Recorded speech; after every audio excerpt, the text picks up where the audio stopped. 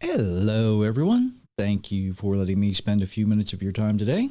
I appreciate it greatly. Hope you do too. Before I get where I'm going, I got to remind you to hit all the good buttons, right? Touch all the things you got to click on, tap on, whatever you do, and remind you that the books are available at authorjerrymitchell.com, or you can go to givegod90.com and follow the links from there. That's always good idea. I haven't updated that lately, though. I need to get there and do some work on that. Okay. Some of you are going to wonder how in the world what I'm about to say has anything to do with living the way we're designed to live. And the answer is kind of easy if you think about it. And short side note, younger generation, you've got to stop relying on someone to tell you what to think and start learning how to think. Okay? Now that I've said that, you see, understanding the reason that every language changes, right? We can better understand how to communicate, and communicating in a way that someone else is completely able to understand what we are attempting to express. And that is important. It's very important. And I've used this example before. If I was speaking, English, if I was conversing with someone in English, but the other person didn't speak English, it's kind of easy to see how you're going to have a failure to communicate, right? We're not going to be able to understand each other. But if we're both speaking the same language, whether it's English, German, French, Hebrew, whatever it might be, if we're not defining words exactly the same way, we're going to come away with two different comprehensions of what was said. Misunderstanding. It's used often in situational comedies on American television, right? Somebody will say something, somebody else takes it differently. It's easy to see how that happens. Now, how does it happen? Well, it should be familiar, right? Should be familiar, because we're going to look at Genesis 11, 1 through 8. Now, the whole world had one language. Whole world had one language and a common form of speech. Genesis 11:1. The whole world had one language, one common form of speech. And as people journeyed eastward, they found a plain in the land of Shinar and settled there.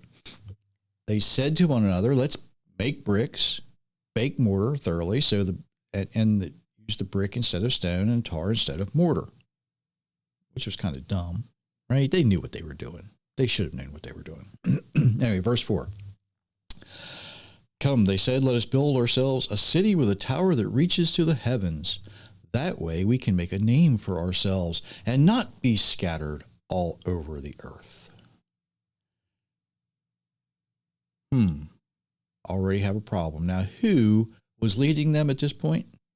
Our old nemesis Nimrod.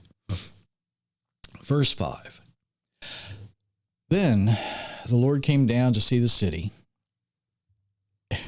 That's a terrible translation. Sorry. "The Lord came down to see the city and the tower the sons of men were building. And the Lord said, if they've begun to do this as one people speaking the same language, nothing they devise is beyond them." Verse 6, "Nothing they devise is beyond them if they understand each other." If they communicate so that there is proper understanding. Verse 7, "Let's go down and confuse the language so that they will not understand each other's speech." So the Lord scattered them from there over the face of the earth, and they stopped building the city. That's why they called it Babel, for there the Lord confused the language of the whole world. It should be whole earth. Sorry, guys. Translation errors.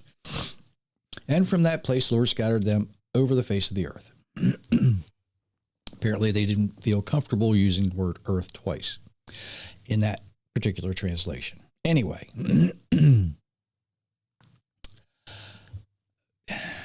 we should be able to recognize this for far more than God just confusing the languages to spread the people out, right?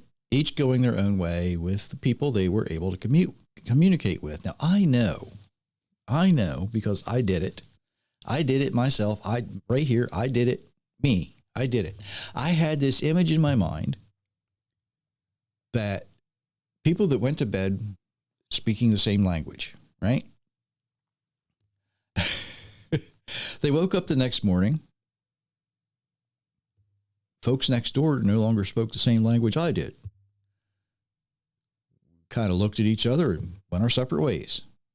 But that's not the way people work. It takes some time. You might try to communicate with someone, right? You probably met people from other places who don't speak your language, and you kind of work out a form of communication, but you realize you can't easily communicate, so you give up and you go with the people who understand you. Some people treat churches and synagogues that way, don't they? I don't understand exactly what you're doing, so I'm going to go over here to this place, see if it's better over here. Think about that.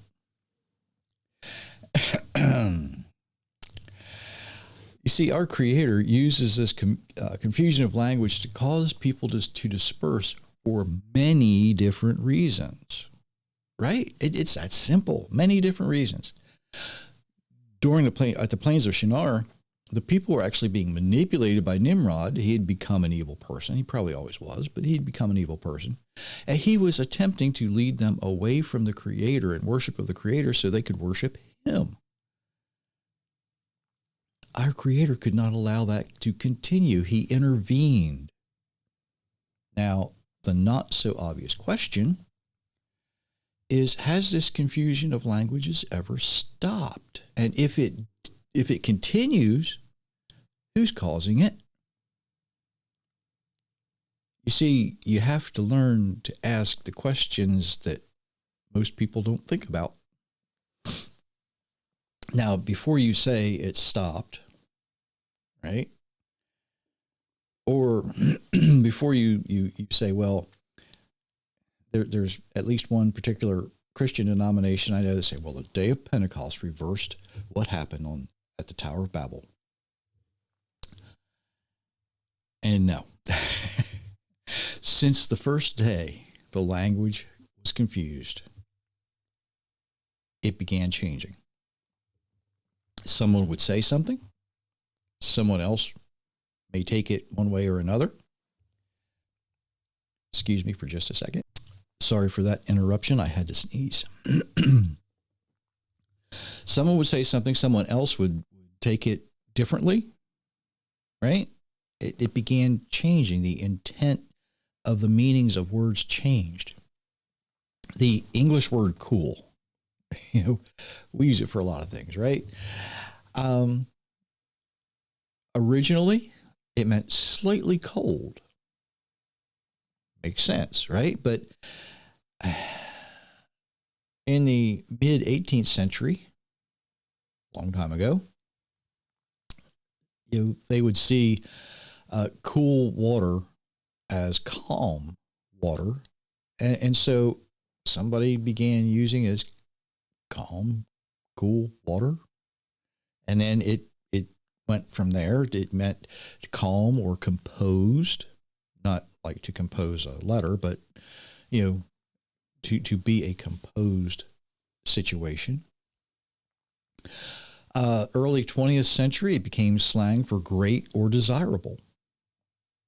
Today, if you don't know what else to say, you just go, cool, right? If you're, that's how we are.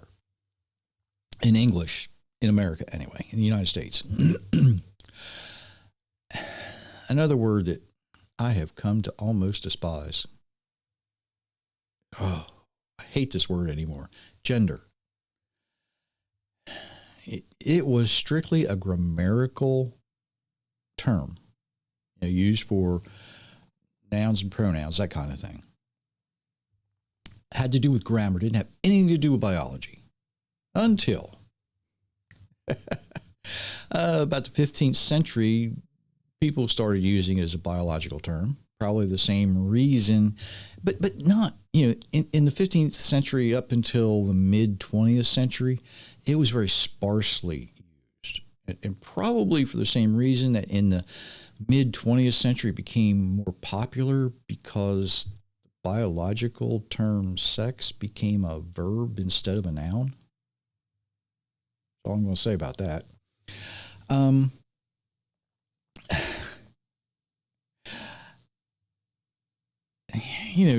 Today there's a lot of, and I'll say this, in the United States today, and this is a sad commentary on our society, there are people who cannot define gender, okay? They don't know what it is, what it means. Sad commentary. But language does continue to be confused. It didn't stop 4,000 years ago.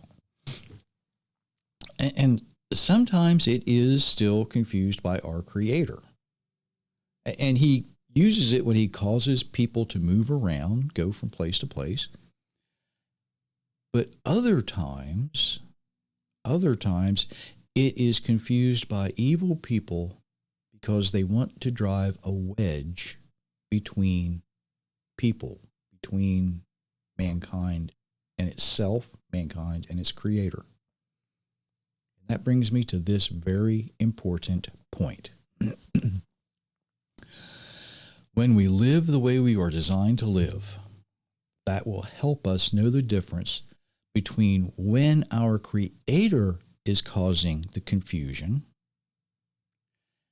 between people so that they will move around, and when evil is attempting to drive a wedge between people. Good example, okay? Someone uses a derogatory word in an accusing way to describe a person or an entire group of people based on some prejudice, race, lifestyle, religion, ethnicity, whatever reason. If you're attempting to drive a wedge between people and you're using language to do it and changing the meaning of words to do it, that is evil. No two ways of getting around it. You see, two Christians of different denominations can be friends without approving of the way each other worship. And they can do that without accusing the other person of being some kind of antichrist. A black person and a white person can be friends without accusing each other of being racist. One nation can actually live peaceably next to another nation without accusing each other of some atrocity. And all of that can happen right up into the point that they stop being able to understand what the other person is attempting to say, what they're trying to express. Because that's when trouble begins. When you stop understanding me or I stop understanding you, that's where trouble starts. I've gotten into the habit. If I'm speaking with someone and they say something and I'm thinking, that's not the way I'm defining that word, I ask, how are you defining this particular word in this sentence? Because obviously I'm thinking something different. And I attempt to stop that misunderstanding right there. That's where I attempt to stop that misunderstanding. Some people think, oh, you think you're better than me because you don't know what I'm talking about? No, I want to know what you're saying. And you know, regular listeners are going to know that there's a lot of times that I will define words that I use so that you know what I'm trying to say. Sometimes I'm a terrible explainer. It's just that simple. Sometimes, you know, what I think in my head and what comes out of my mouth might be two different things. So I attempt to define words when I think there may be a confusion so that you understand exactly what I'm trying to say so that we can avoid that confusion. Now, sometimes, probably quite often, what I say may offend you because when I'm speaking it, it's just truth, and truth offends people. When I quote the Bible, it offends people, believe it or not. There's a lot of people that are offended by the truth. It running a little longer than I intended, but a long time ago, well, 7 or 8 years ago, I had a lady email me and tell me that my biggest problem is that I believe the Bible. If that's her greatest criticism of me, I'll take it. I will take it. I will take it. So think about, here's your homework for the week, all right? Think about how you use language, because language is a very, very strange thing. It's a very strange thing. It gives us the ability to communicate, but it also has the ability through miscommunication to cause trouble. So don't just assume that the people you're speaking with understand exactly what you're saying. Sometimes you need to go that little extra bit to avoid that misunderstanding. So think about how you use language. Just because you know and understand what you're saying doesn't mean the person that you're speaking with understands. Something to think about until next time. And until then, I do wish you many, many blessings, everyone.